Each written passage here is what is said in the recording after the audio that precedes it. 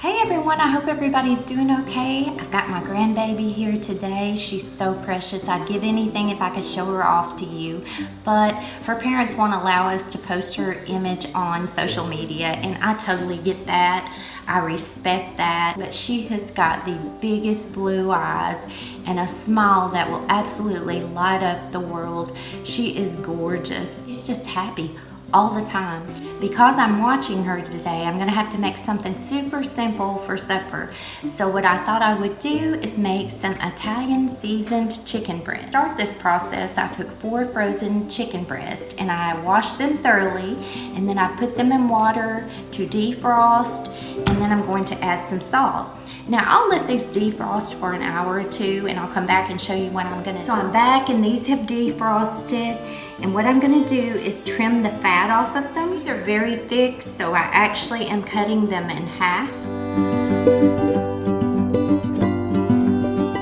This is a good way to stretch a meal. When I tenderize chicken, I like to put it in a plastic bag. I don't want that chicken juice on me. And we are going to work out some frustration here.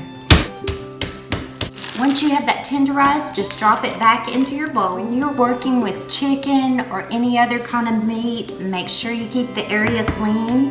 Now that we've tenderized this chicken, make sure all the water's off of it. I'm going to marinate these in some zesty Italian dressing. So I used half of the bottle. I've got these nice and covered. We are going to put these in the refrigerator and let them marinate for 2 hours or more. You can let them marinate all day long, and then I'll be back. I actually let these marinate 3 to 4 hours. I had my grandbaby, she went home. She's so precious. I'm going to put them in a casserole dish.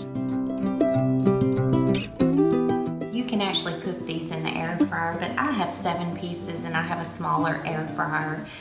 Maybe I need to get a bigger one.